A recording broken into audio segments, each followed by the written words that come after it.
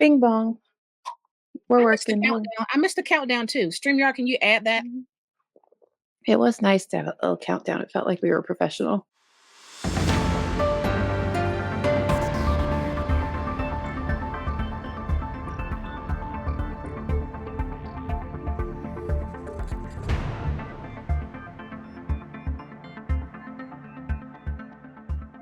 I miss Riverside, but I don't miss the inconsistencies. Me either. It's a little upsetting because it worked so well for us for a good while, and then it just became so unpredictable in its reliability. I don't know. I don't know. It worked until it started to become the platform, I think. I think it grew too quickly. It definitely grew very quickly, and now they've got some kind of a partnership with Spotify. So if you go into Spotify and it's like, create a new episode using Riverside. So there's just so many more glitches now, but I'm a little sad about it. But it's fine. It's all right. It's fine. StreamYard has come to our rescue. And I guess It has.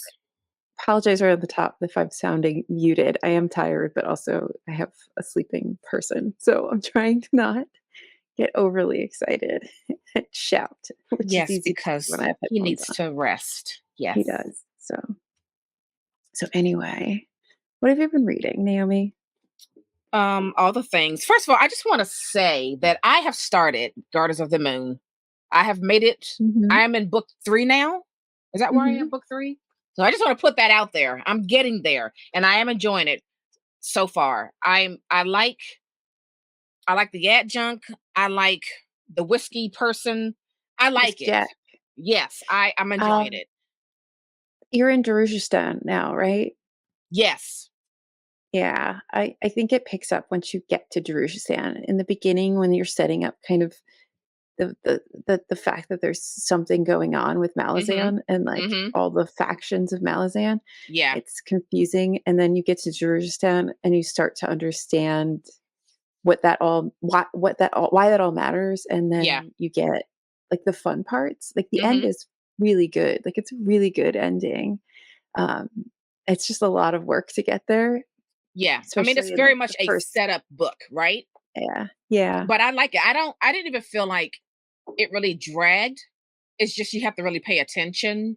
But I don't have any complaints thus far.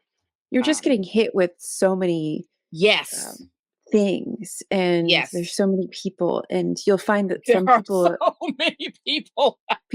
people actually go by different names too. You'll find out as you go along, because there are people that are have secret identities and stuff, and so you find out eventually who everybody is, and it is very overwhelming at first. Yep. And I did rely heavily on a lot of videos and things just to understand make sure I understood what I thought I understood, and I didn't miss something, because there's just so much. But I really enjoyed it. Yeah.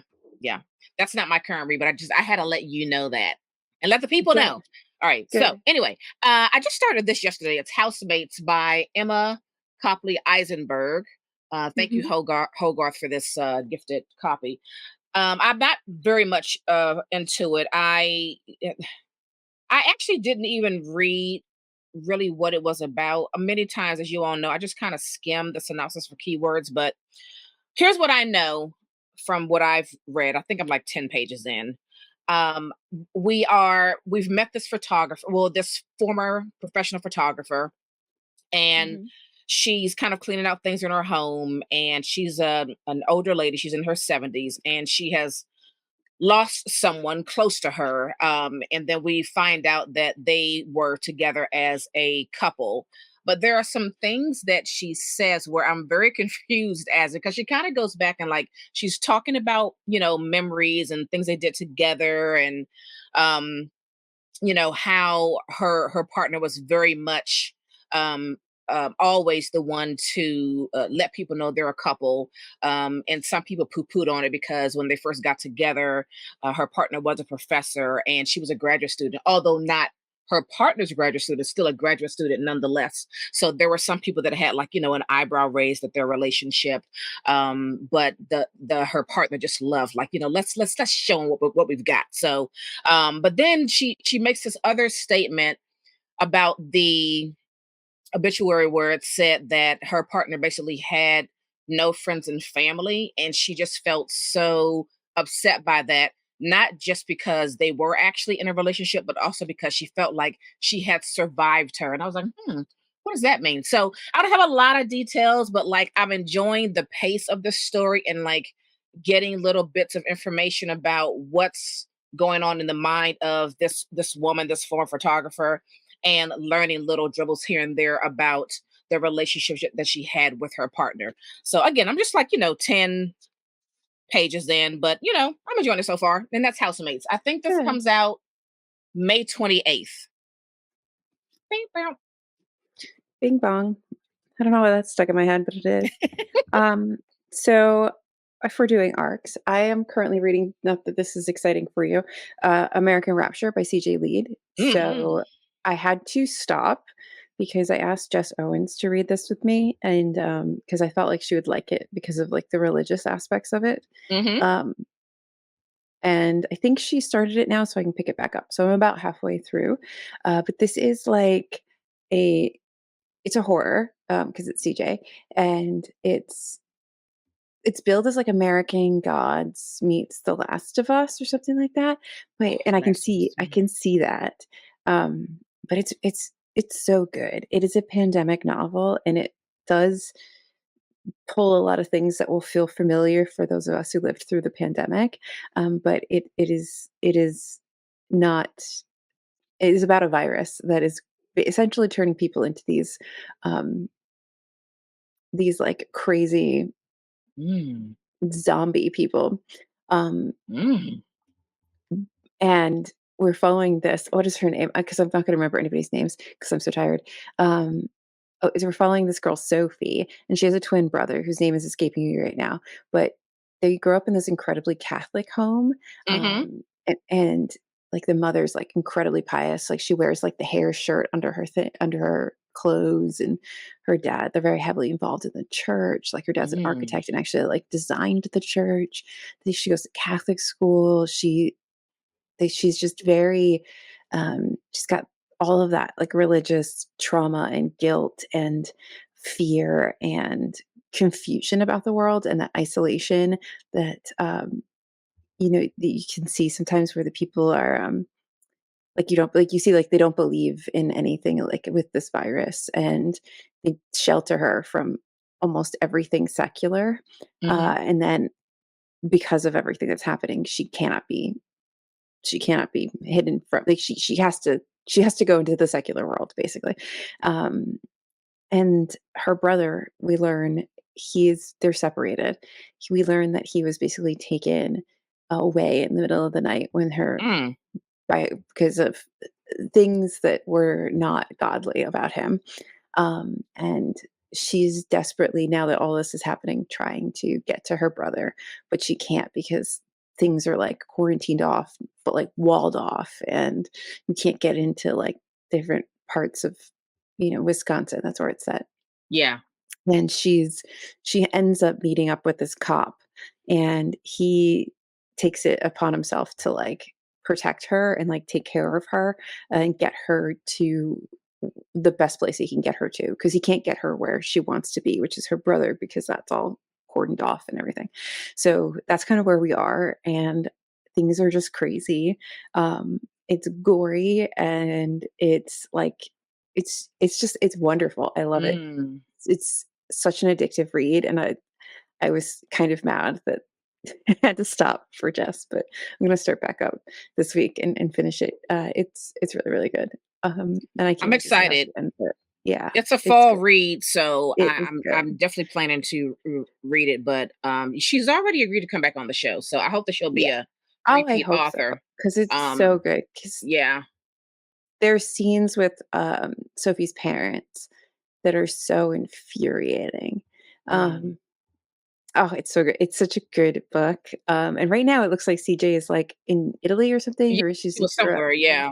and she's all this, like, gorgeous, to me, religious iconography that's just Hmm. flooding her Instagram stories, and, like, I don't know what, CJ's religious things are, but Right. I'm very atheist, but like I love religious iconography. I think Mhm. it's beautiful. Like I have Yeah. lots of stuff in the house too, and some of it's like batty to me. Like you get these like really crazy visual images with like Yeah.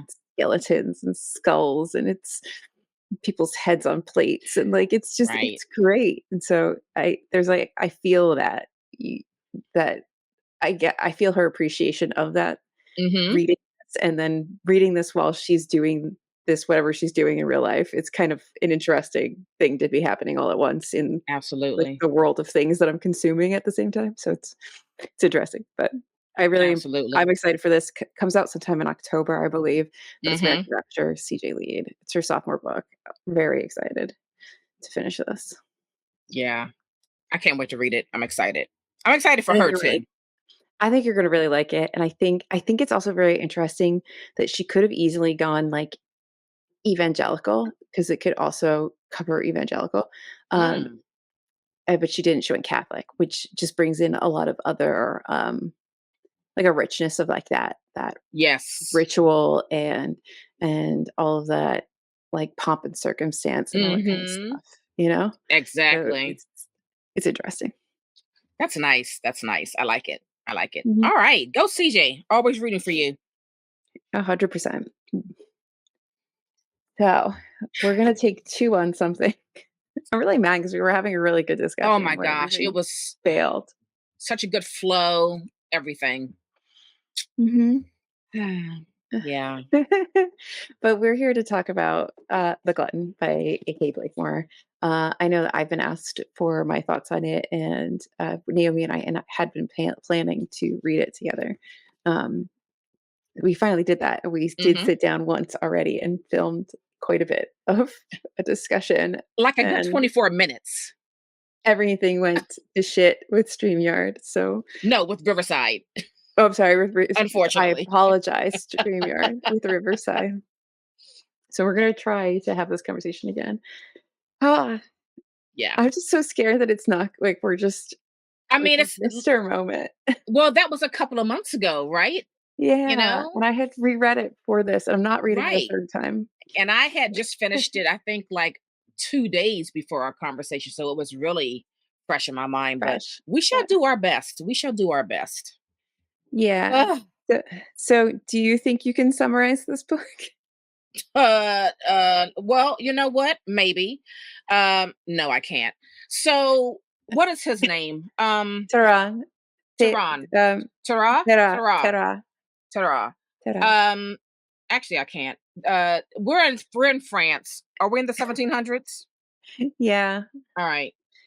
Do you want What me happens? so we're like Do you in have a solid no, but I'll foundation do of my best. okay. This is like French Revolution. You have Tera, and he is actually a real person that existed, and he's like the glutton. His whole thing is that he eats like everything, like Everything. literally anything you can think of, and he's kind of like a sideshow act almost. Um, but and that's like him historically. And then this book takes him and gives him like life. Mhm. So we meet him, and he is dying in this religious institution, monastery, hospital thing, and he's kind of under constant watch because he's like a criminal now, and he's dying because he ate like a golden spoon or something like that, and he is telling these stories to this nun and like terrifying her, and he's clearly batshit insane. And then we skip back to what made Tara, like how did we get here? And you see him in his childhood and his experience with his mother and his stepfather, and the altercation that happens between him and his stepfather that leaves him the person that we know in, adult life in this story. And then you see him become the like sideshow act, and then it ends with um crazy shenanigans. And it's very a lot of people find this book very gross because of all of the eating and the things that he eats, and it's like I guess it's uh, a visceral, like, experience reading this. I don't Mhm. recall ever being even remotely disturbed by this man. I mean, it ruined my dinner, so there's that. But I also have a different level of I Yeah. guess. It's not hard to gross me out. It doesn't take much for me. Yeah. So, I mean, I guess that's generally what's happening here. Um, and I think it does remind me a lot of that book Perfume or Parfum. But I felt like Parfum had more I was just better. It was just a better book. Mhm. Um, I personally found the Glutton like lackluster when it was all said and done.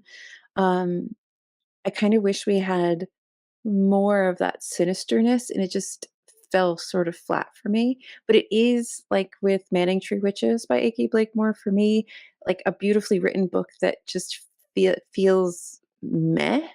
Like Mhm. it's not doing what I wanted to do when you have all this like really lush and wonderful language. I want more, and I'm not getting it when I read A.K. Blakemore so far.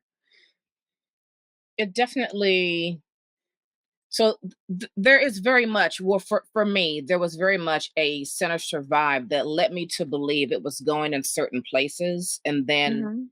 every time like it never went there. So it was a constant like building me up and then like pushing me back down Mhm. without giving me what I thought we were going towards. That's kind of the feeling that I had the whole time. And yes, you're absolutely correct. It is a really beautifully written book. I mean, I've got several lines, here underlined and whatnot. But um it's almost like when I was reading Thirst last month. It's like it was taking me somewhere, but like it's like we never reached the destination, or we would just Mhm. change course and go somewhere else where there was less things happening. The anticipation just kind of waned, and that's how I felt with the Glutton. So a little disappointed in that regard, especially those parts with him being watched, by those nuns, and I kept expecting more to happen, but it's like it kept getting watered down. Yeah, I mean, I think okay, so there's this New York Times review quote that I have in my notes, and I think that this is w- a couple. I don't think that this quite hits the mark. The book doesn't quite hit this mark, is what I'm trying to say. Um, but I see where the reviewer, whose name is not in my notes, but where the reviewer sees this, but I feel like they're taking extra steps to get here. The thing Mhm. is, the emptiness inside the boy is inside of all of us. Taras' restless hunger in revolutionary France feels very real, viscerally so in 2023. When senses in it the dissatisfaction of living under capitalism, the hollows left by the billionaire class, which, like France's monarchy, is a parasite with its mouth parts buried deep in our desperate disconnection, the longing to see and be seen. And that is kind of like what I really wanted to get out of this book, but Mhm. I don't feel like we ever got there. I wanted this like brilliant connection between Tira's like insatiable hunger and like the hunger of like the peasant class for uh everything, for rights and language and existence and sustenance, and it just I just don't feel like it's actually in there. I feel like it's like two steps before you get there. I think maybe because there is quite a bit of continually describing how hungry he is, how much he eats, everything that he eats. And that is really the main focus. So I think those other things get lost Mhm. because those parts are so visceral, and they do evoke so much, whatever emotion, grossness, whatever it is. I think that kind of overshadows everything else. And those parts are long too. They're long and very descriptive, and you're like in those moments for a good amount of time, several pages throughout the book. And so Mhm. it may have been a little bit too overpowering, so much so that it like washes over everything else. that maybe she I was feel trying like to say.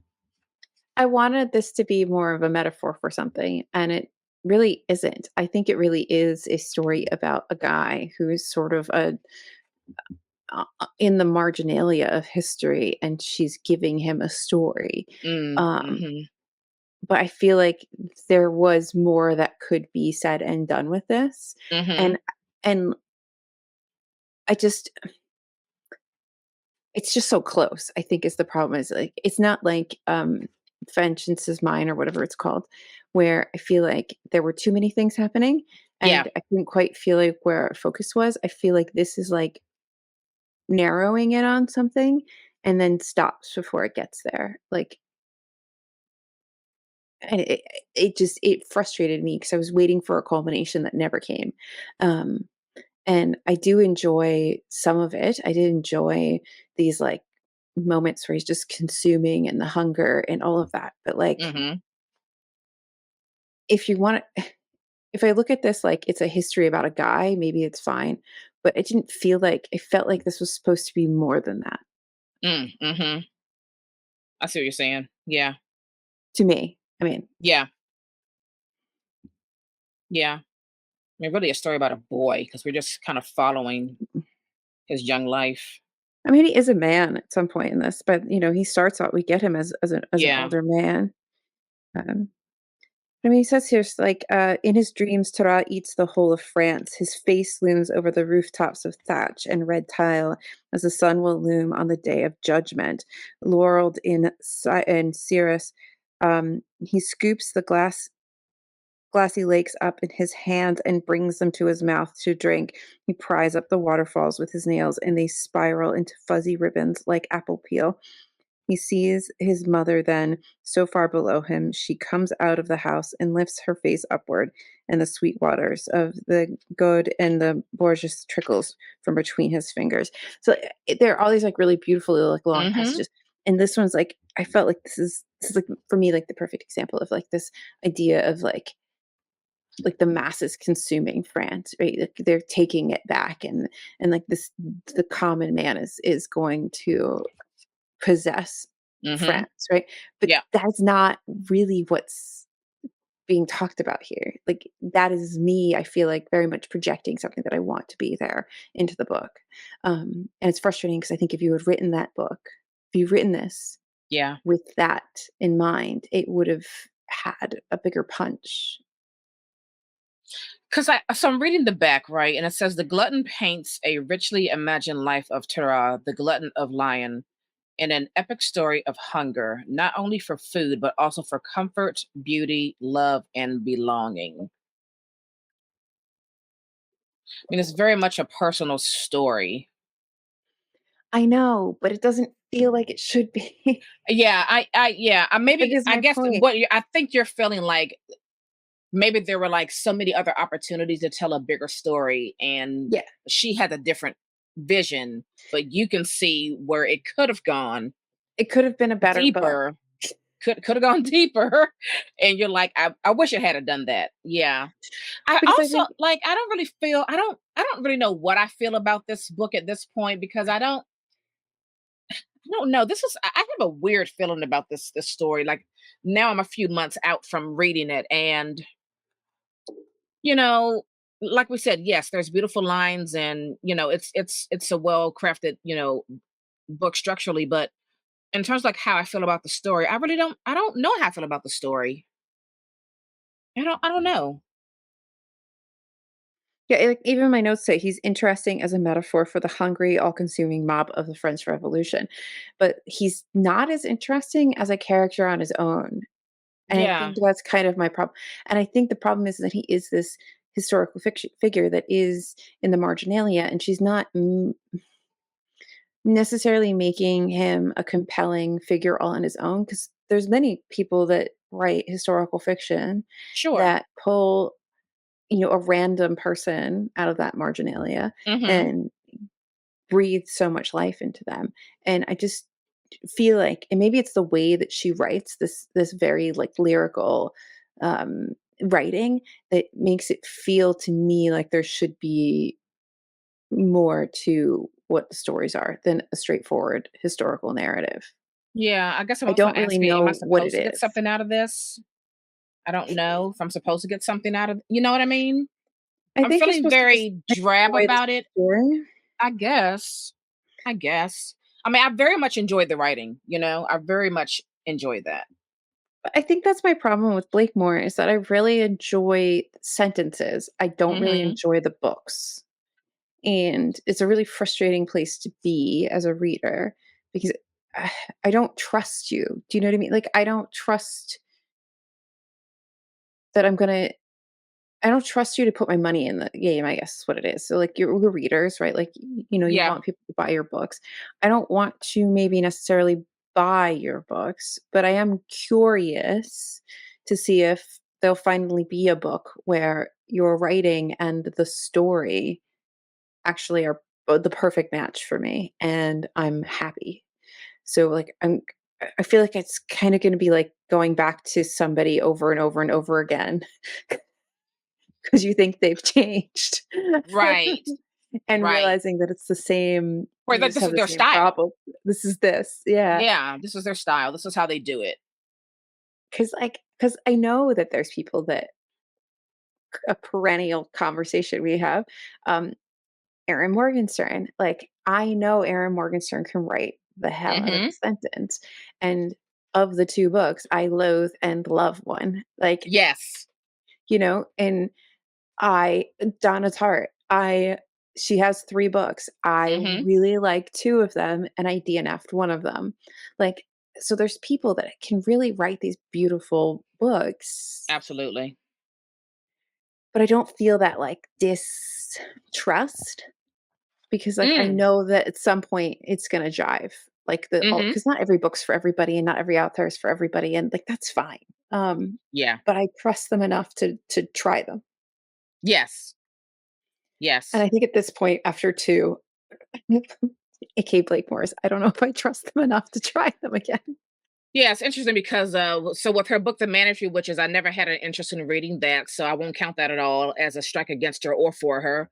And when I first read The Glutton and I closed the book, I just didn't have any real strong feelings about it either way. And that's a weird place to be.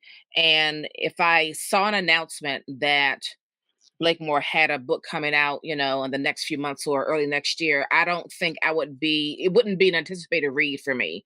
And I'm No. not sure when I would or if I would even pick it up. I'm very indifferent about it. Yeah, yeah. Um, in terms of Manic Tree Witches, I think that if you were disappointed with Manic Tree Witches, people who have read it, I would read I don't remember the author's name, it's up there somewhere, but, Everybody Knows Your Mother's a Witch. Um, I think it's like similar time periods. It's similar enough where if Mandatory Witches sounded like something that was going to be your jam, and Mhm. you read it and you didn't like it, I would try that if you haven't read it already because I think that that was very well done and very interesting, Yeah. and just better cohesive novel than Mandatory Witches. Mandatory Witches was just kind of dull, which is interesting when you're talking about witch hunts and stuff. It doesn't seem like something that should be dull, Right. but it ended up being quite dull in my Yeah. opinion. But again, great pieces in this book. I like this part where Blakemore says Terrar is thinking these things or trying to when he remembers that he is hungry, so hungry, and then his great hunger becomes all that he can hold in his mind, and he can no longer think of anything else. It has been this way since the hunger began, since Nola left him for dead in the green belly of the forest. If he wants to have thoughts at all, he must first expend his energy in hefting the enormous hunger aside. Hunger is the air Terrar breathes, and the espadrilles on his feet, and the hair that sprouts on his arms. Sometimes he worries that hunger is all he is. He thought it would go away, that with time it would diminish, but it hasn't. This is the part that made me feel quite sad for him. Um, I just felt that um he was just not in control of the hunger and he felt like it was overpowering him and how small he felt thinking that is this all I'm ever going to be is this hungry person that has a insatiable appetite. That made me sad for him. I mean, there is like definitely a conversation around uh, how, how you become molded and is a monster born or made. Mhm. We meet him and he is most definitely monstrous. And then you get his backstory and he is more sympathetic. And I think after learning how he comes to be, um, I think that you become more sympathetic for him of him and his situation Mhm. as the book, you go into the final part of the book, but he's still at the end of the day a monster. It doesn't change the fact that he's Right. still a monster. Mhm. um you just understand why he is one. And I did feel very bad for him once we, like, the person who likes to read horror and gothic novels loved the beginning, and I wanted more of that, like, crazy insanity, dark Yeah. haunting of the nuns and stuff.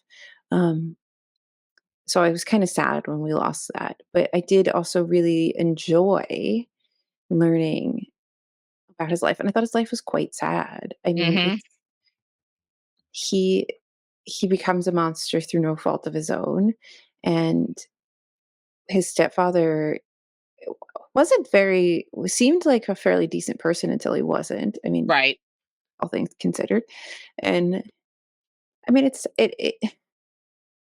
I guess it's hard for me to talk about this book because I want it to be something, and I don't think it's as deep as I don't think it's actually as deep as I want it to be. It's not.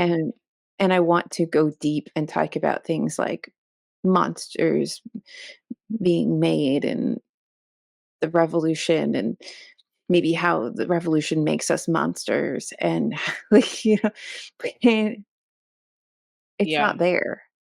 Pieces of it are, and I'm sure I could cleverly craft a convincing argument, but it's not it's flimsy. Like it's on like toothpick stilts, like it's not Yeah. it's unfortunate. Yeah, because in Blakemore's afterward, um, she says, "My intent in writing this book was not to present a truth, but to offer the most believable and therefore compelling iteration of a myth.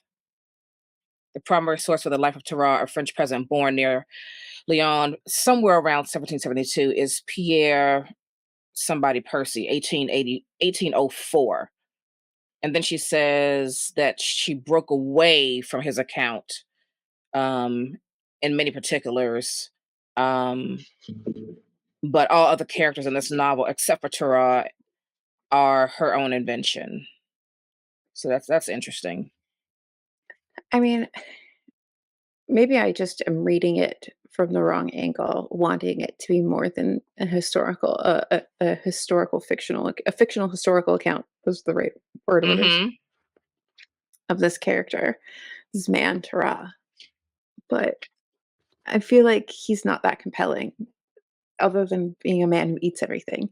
You could so use that eating to be something, especially when he's set during a time that is so frenzied.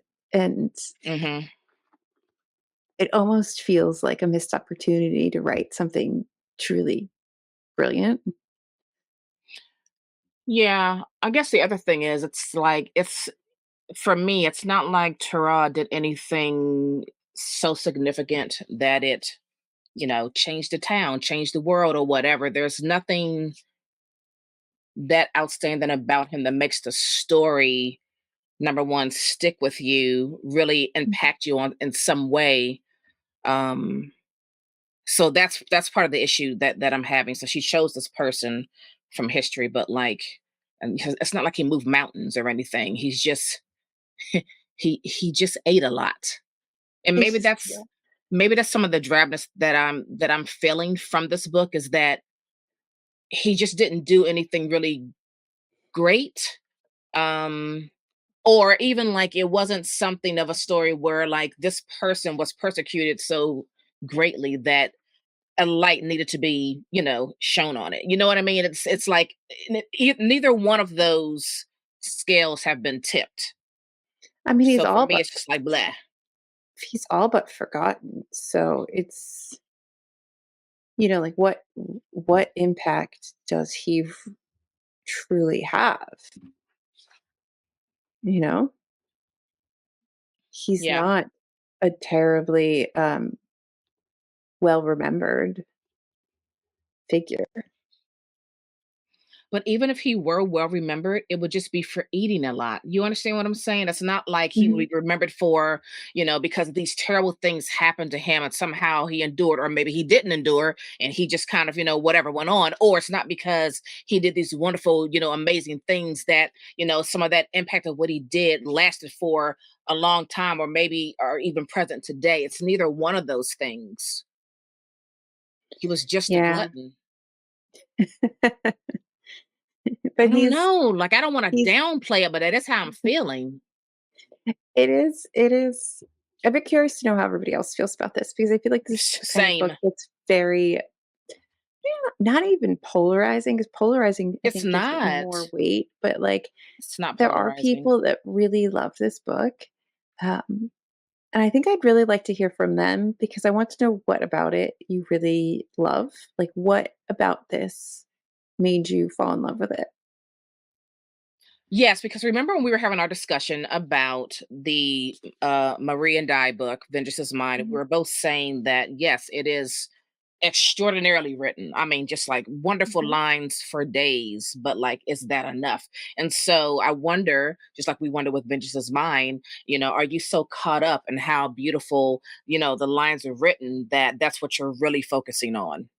Yeah. I don't know, man.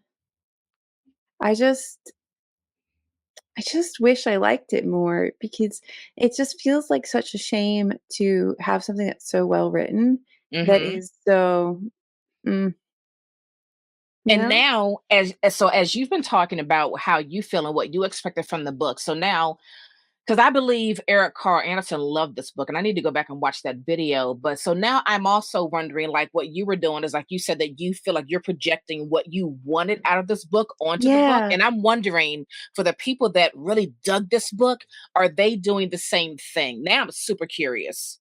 I'm gonna go on a rabbit hole on Yeah. YouTube. You know what I 'Cause mean? I Because just I like that can happen. yeah, I feel like Blakemore flirts with this being a metaphor or an allegory for something, but never Mm, fully completes that. And I feel like you could pick up on that and mm, those mhm. little bits and see something bigger than is actually on the page and have a really great experience with this book. Or you could really read this at face value and then it's just kind of a book. Yeah. It's not bad. No, it's not bad. It's not such an interesting story where it wowed me or made me feel things that were really long lasting or provoked a lot of thought within myself about this story and this person.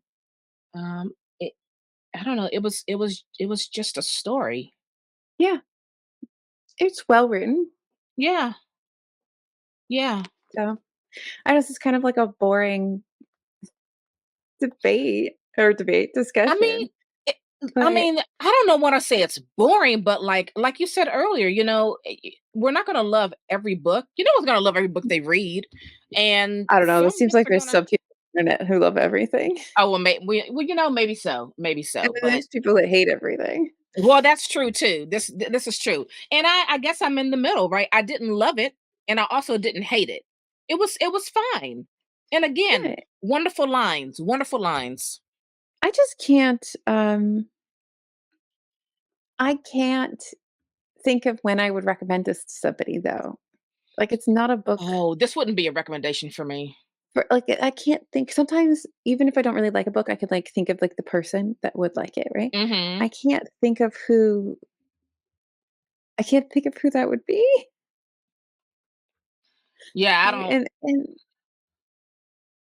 It would definitely have to be someone who really enjoyed historical fiction, but who also does not mind if the story doesn't really go anywhere per se. 'Cause I think Parfum is better because it really leans into the madness and the grotesque and the, like, the horror of it all, um, of this consuming madness, right? Mhm. And pursuit to achieve this thing, Yeah. and our character is wholly consumed by that, and I think it's just it follows all the way through to, like, a very, like, big ending, and it's Yeah. impactful, and, like, it's you walk away, um, with very clear feelings on the book, and I feel like this is so wishy in the middle.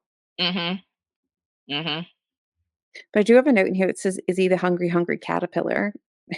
This is Sister Perpetuae has heard that the man who lies in that room once ate a little child. There's more to it, of course. He worked up to eating a little child by eating other things first. Corks, stones, snakes, and eels, dogs, and cats alive.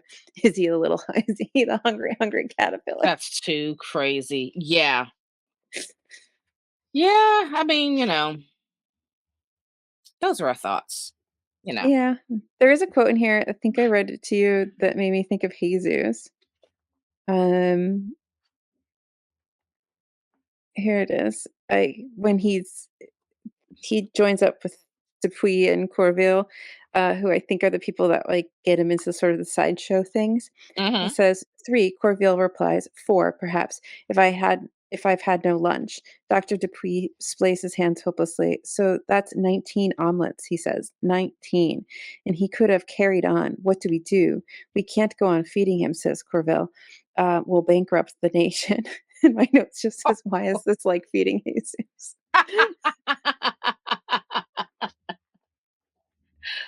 Oh, that part was relatable. Very relatable. Oh, man. Yeah. It's a lot. Yeah. So, If I if mean, Yeah, go ahead. I was just gonna say, I think what you were gonna say, if you've read this, tell us your thoughts because Please, please.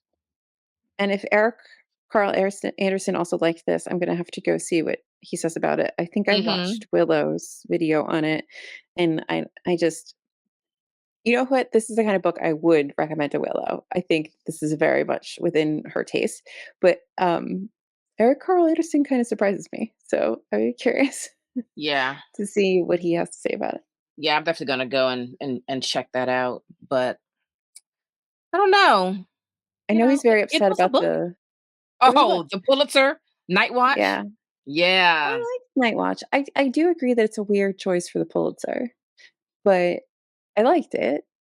Like, and that is a there's book I nothing skipped. I was like, "Nope, don't want that one." quite there's nothing quite wrong with the book. You know what? It's kinda got, uh, similarities to Mhm. the stories of, I guess, of how, if I'm not home, if I'm homeless, if I'm not here, whatever that book is that we both read Yeah, that can't remember. Apparently either the title nor the, what happened in it, but right. it's got, um, sort of similar things kind of happening in a way. For some reason, my brain is making little comparisons, like tiny little Mhm. tendrils of comparison, um, to it, but they're very different books. And that was better written, um, eh, than Night Watch. But I mean, I thought Night Watch was interesting. I thought it was fun. Like, I think it's actually like a fun read. It's kind of Yeah. like the way the story unfolds. There's this little bit of, um, not quite mystery, but there's something that all these pieces have to fall into place so you get like the whole picture and for like the big moments to come at the end. And I think that it was fine. Like, I enjoyed it. I think, but I do agree that I think the Pulitzer's that was that's a surprise. That's a surprise. Yeah, Yeah, yeah. that It's that very seems like a big interesting. win. Pulitzer is very But interesting to me. Pulitzer's always very strange though. Mhm. So, Very much so. Yeah. Well, I'm still glad I read The Glutton. When Scrivener sent it, I did think I was going to have a very different experience with this book, that I didn't actually have, but that's fine. I'm still glad I read it. I mean, I Yeah. guess I'm glad I read it. I mean, it's interesting. It's an interesting book, I guess, to talk about with people because there are those people that really love it, and I just don't know why. Yeah. Yeah. I'm so curious. Again, I think I'm gonna have to go in the rabbit hole. I kind of need to know what people are loving so much about it. Because I want to see if my theory is correct. So there's Oh, that. your theory that they're reading a little deeper into it than there Hmm. really is substance for. Yeah. I mean, Or or if they're maybe just overtaken by the beautiful lines. yeah. I mean, I guess. But I also don't feel like it was that kind of beautifully written book. Like there's some books you're just so swept away by the language. But then I guess maybe, I mean, that's a very personal thing. So you could Hmm. be really swept away by the language, and I could not Hmm. be very swept away by the language. Exactly. Um, Exactly. but yeah, maybe that's how people feel about what's that horrible movie? Night Circus movie book, Night Circus. I have got to read that this year. It's just staring at me You're from the gonna corner over there. you're gonna love it. I know you are. We're gonna see. Maybe I should read it before the month. I think I'll read it before the month ends. Yeah. Uh-huh. I'm gonna do that. All right, Yeah. all right. That's what I'm gonna do. Now you can come back and tell me how much you love the book about the clock.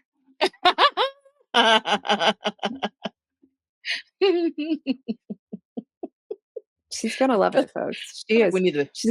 She's gonna love it. She's gonna be like, "This is the best book ever." I don't even own it anymore. I got rid of that shit. Fuck the book. Feel like I don't even want it on my shelves. I I don't don't. know. Jesus had it too. When he moved in here, we're like, "Get rid of that fucking shit." I don't know. The Starless Sea was just so. I love that book. I love that book. So we'll have to see. Mm. This is when Oh TBR Lowdown boy. falls apart. You're like, Oh boy. All right. Shall we get into some recommendations? "Yeah, we could do recommendations. Let's do Who that. wants Who wants to go? You or me?" You can go. Okay.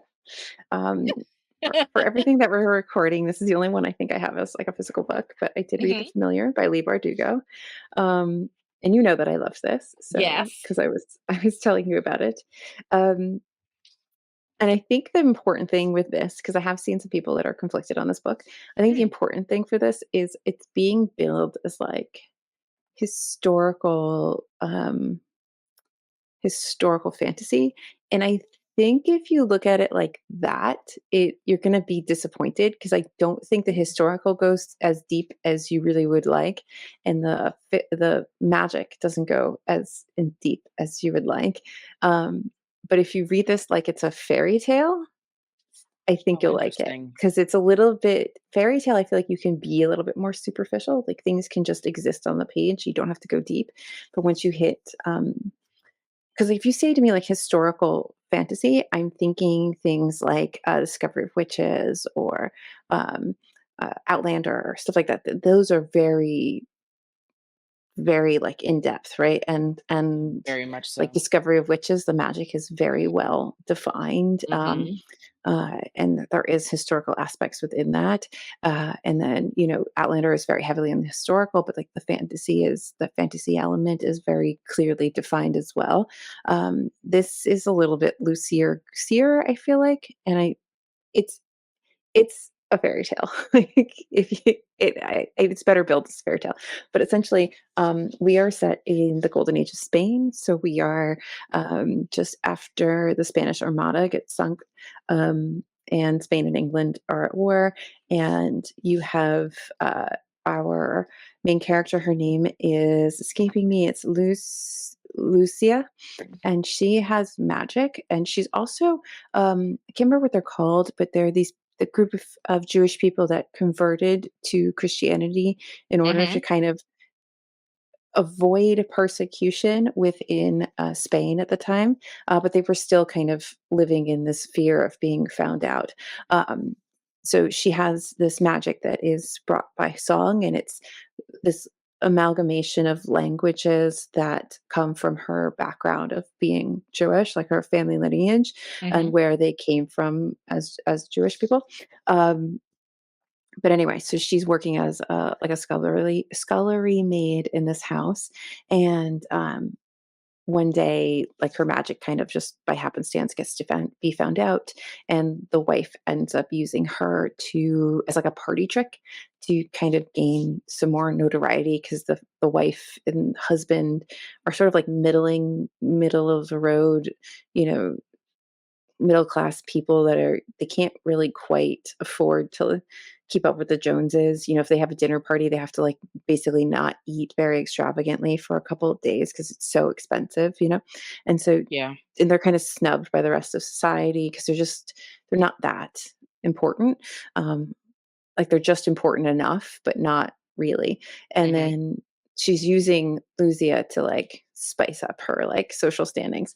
And that begins this whole thing of her being um spotted and having this magic and getting brought into this competition that this disgraced official um is setting up to bring back the king's favor. And so there's this magic competition essentially where they're putting these 3 or 4 different people who have different kinds of magic a battle of tests, 3 tests in the hopes that they would become this like special tool for the king to use as an advantage against Elizabeth I. But it's interesting because magic and like heresy and like demonic stuff, all that kind of stuff is very blurry because you have like the Spanish Inquisition running around. So there are these like little miracles is more appropriate to describe what these people do. They're miracles, but Mhm. it's magic. And that line between what is okay and what goes against the church, what is heresy, like I said, is very blurry. It's Mm. very gray, and that can lead to a lot of interesting things, especially once, you become, uh, looked at by the Spanish Inquisition or anybody really questions you. So, Right. I it's and then Lucia is being trained, so basically she gets picked up by this nobleman who's sponsoring her, and she's being trained by this guy who's called the Scorpion. This is a terrible description of this book, the scorpion, and he's very, like, kind of sexy and mysterious, and there's something going on with him, and he has some amount of magic or something about him, and there's just something about the guy, and he trains her and her magic, and they have this whole battle, and then all kinds of other things fall out from this magic competition, and there's treachery and all kinds of stuff, and it ends really beautifully, I think, and very fairy tale like, and I loved it. I thought it Mm. is if you take it, like, a little bit more at surface level, I think it's really good, and there's a lot Yeah. of conversation about, patriarchy and, like, women living at this time and just the fear of like, this constant fear with the Spanish Inquisition going around, and, like, you could do nothing wrong, and they could make a reason for you to be imprisoned or murdered or Mm. tortured or anything. And so it's a very interesting time period. It's a very interesting story to have set in this time period. Like you've got so much fear around everything is just heightened because of the fear, and Yeah. I loved it. And there's, like, a little romance, and I've seen people complain that it's not spicier. I don't need it to be spicier. I think it's romantic, without it being anything more. I don't need it to be more than that. It's quite lovely as just being a romantic story. Um, I think the writing is fine, like, it's perfectly adequate. It didn't need to do any more, Yeah. and I just enjoyed it. Like, it is just an enjoyable book. It's not perfect by any means. I think there's things that she sets up that don't really quite go anywhere, like just additional things that she puts in that she could have used, kind of like the Glutton. Like she could have used to beef up the story or do something more, or like she could have played with pieces of it more, but Mhm. the basic story is quite lovely and like you're just gonna enjoy yourself. That's my point. I mean, that It's sounds long, really good. rambly. It's confusing fine. description of this book. It's It just it I sounds enjoyed really it. good to me. It's hard I to, like, describe because so much happens in the first bit, and there's a lot of, like, pieces all coming together, and then the rest of it yeah. is, like, the competition and the romance and the treachery and all the conflict that sets up the ending of the book, so, yeah. I'm definitely gonna read it at some point. It does really sound good. I think it's enjoyable. I think if you don't go into it expecting, like, something along the lines of, like, Discovery of Witches like, Mhm. Outlander or anything else in that vein of historical fantasy, I think you'll have a better time with it than maybe some other people have had. Yeah. Um, but there's a lot of people who really loved it. I think the ending is I thought the way that she resolved this and did the ending was really lovely. And Hmm. and and I would like you to read it so that we can actually talk about it and not have me just say, "I really like the Say ending, no it's more, lovely." ma'am. Say no more. You just gave me an excuse to buy another book. Yeah, Thank you. go buy it. Okay. Let me just tell you something. I am rolling through these series, all right? So, I'm recommending this series because just a few days ago I finished book 3 in the Passage series Oh, you trilogy. do like that. The City of Mirrors. Oh man. Let me just okay, look, listen. Justin Cronin, are you out there listening to TBR Lowdown? You and I, we go together, okay? Are you married? I don't know, but we go together. I I enjoy this trilogy so much. I had the best time reading about the vampires and all the things. I loved it so much. So this is a trilogy, the Passage trilogy, and book one, it deals with a U.S. government military experiment gone wrong. They have let out just a monstrous thing, and there's this young 6-year-old orphan named Amy, and she like triggers the apocalypse, and it is just a horrible event that happens, and it just wipes out much of the world. It is horrific. It is gross. It is terrifying. And I loved every minute of it. And so for the rest of these books, we're one trying to figure out what this experiment was, who was in charge of it, who created this thing, who is Amy, where did she go, how do we survive these things that are now trying to murder us every time we turn the corner, how do we rebuild. It's so good. And I mean, these are some thick books. But I gotta tell you, Mr. Cronin knows how to keep a good pace, okay? And he knows how not to stay with something so long that you get bored with it. He always gives you a nice twist, a nice turn, a nice new layer or addition to the story so that it's always something fresh and new, but it always makes sense. It never feels like he just threw something in just to throw you off. It all makes complete sense to me. So I'm just going to highly recommend this trilogy. It's fantastic. Don't be afraid of the chunk. It's good. It's very very good. Another Iowa Writers Workshop author here, folks. Yeah, They that's do me a proud. lot of good things come out of that Yeah. workshop. Yeah. So yeah, that's the this trilogy by Justin Cronin. So I've read 4 books from him now that I love. This and The Ferryman. I know that you love those books because you've talked about them for so long now, I feel like. And Yes, you're always yes. gushing. I You're think you always can gushing. always get me with a good, like, apocalyptic book. We're trying to rebuild the world and get things together. But every time we try, something else awful happens, and now we've got to regroup. And I mean, that last book, I mean, I was just like biting my nails, like, wow, I didn't know that was going to happen. Or no, I thought that it was a lot going on. It was a very, very emotional read. Lots of surprises, but good ones. And it was just so epic. So, yeah. Highly recommend. That was so fun. Excellent. Excellent. Yeah. Well, All right. Anything else for the peeps? I don't think so. Okay. I'm just Well, impressed that we got through this for a second time. I know. I was a little worried, if I'm being honest. I was a little worried because it's been a couple of months since we tried the first time. And And it's not like it was a book that you and I are both like, oh my God, I can't wait to like, dig deep Yeah. into this book, So yeah, we Yeah. pulled it off though. I hope so, but I'm hoping that people leave us some comments on this one because I think I really want to know how Yes. people feel about it. Yeah. Like this one in particular, because I just feel like there's just a lot to talk Yeah. about, and I think it would be very interesting to see how everybody kinda shakes out on this one. I can't remember. Was the Glutton a hot topic book when it was last year? When it was, because I can't remember. Like, what was the vibe? Was it like a lot of hype around it, or was it like a quiet release? I just don't have any I memory of feel how it like was. it depended on what community you were in. I feel like it had pockets of being kind of anticipated, Did it hit the and TikTok then streets? I don't think so, Okay.